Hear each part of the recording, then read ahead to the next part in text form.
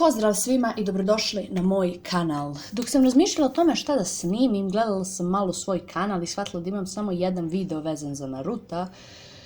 I ja ovaj anime mnogo volim i pored svih njegovih mana i zato sam odlučila da vam objasnim zašto ga ja volim.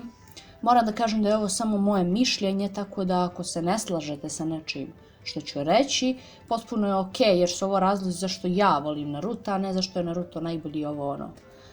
Samo nemojte da smarate jer nijedan hejt komentar neće promijeniti moje mišljenje o ovom animeu. Neću više da dužim, pa ću početi.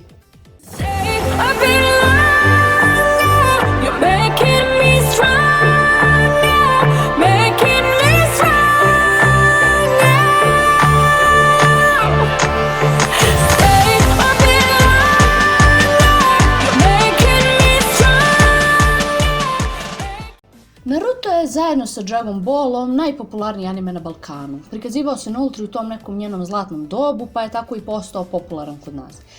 Ipak, iako je toliko popularan, ne vole ga baš svi. Mnogi ga smatraju lošim, precijenjenim, a neki ga svrstavaju u grupu najgorih battle shonena ikad.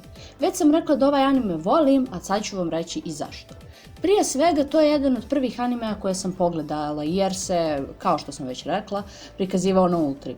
Odrasla sam uz ovaj anime i to mi nekako ne dozvoljava da ga ne volim. Sama ta tema, odnosno ninja, nešto je što mene lično zanima i što mi je zabavno da gledam. Sve te cool tehnike i oružje daju ovom animeu neku čar. I zbog velikog broja tehnike i njihove raznolikosti više uživam u borbama u Narutu nego u većini drugih battle shonena. Ne mogu reći da je animacija borbi u Narutu genijalna, ali su mi borbe, posebno u malom Narutu, zaista zadovoljavajuće zbog nekih drugih stvari. Generalno, priča mi je isto zanimljiva. Gledam jednog mladog buntovnika odbačenog od svih kako raste vremenom i od luzera koji ni klona ne može da stvori i postaje najveći ninja svih vremena. Ono što mi se možda i najviše sviđa jesu likovi. Ne mislim na genijalno razrađene likove sa nevjerovatnim karakternim razvojem, već pričamo o poentama likova u Narutu. Prvo naravno imamo Naruto, on je jedan od prvih anime protagonista na tu foru From Zero to Hero koje sam ja vidjela. Iako mnogi tu poruku nikad ne odustaje i smatraju glupom i cringe, ja mislim da, iako je poruka veoma jasna i nekako očigledna, ima istine u njoj i smatram da je u životu veoma bitna.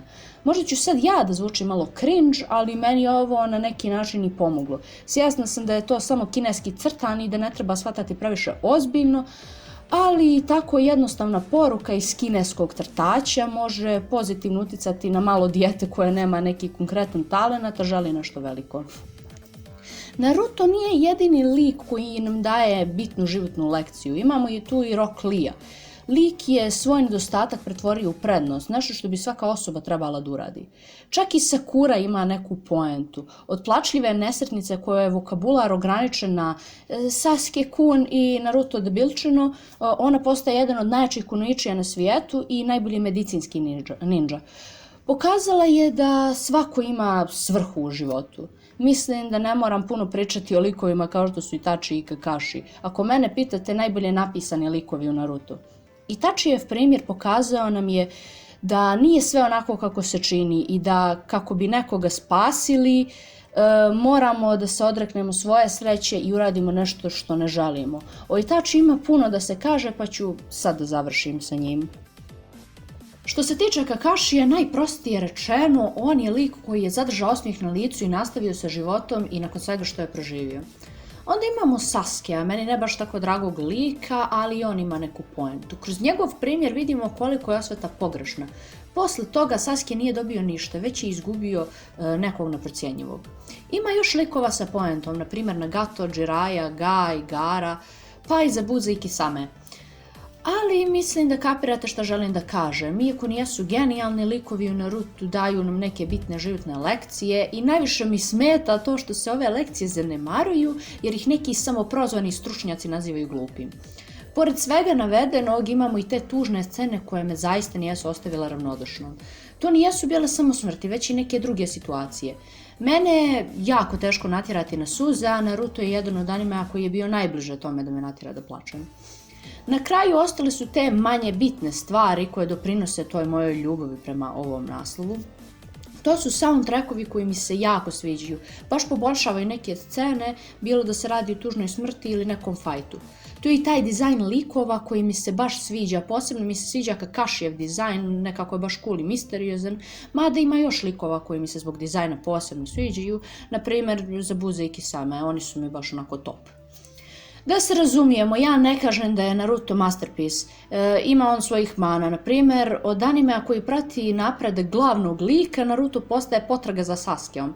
Fajtovi kasnije malo smaraju jer se vrte isti trikovi i važi pravilo ako imaš repatu zver ili dojitsu, odnosno Sharingan ili Rinnegan, pobjeđuješ. Onda i taj talk no jutsu, ne mogu ja to.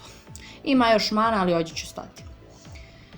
Ipak i pored svega ovoga ja Naruta volim i smatram da nije ni upola loš kako ga neki opisuju. Ali okej, to je samo moje mišljenje. To bi bilo to od ovog videa i to bi bili razlozi zašto ja volim Naruto. Opet kažem, ovo je samo moje mišljenje, tako da ne primajte k srcu sve što sam rekla.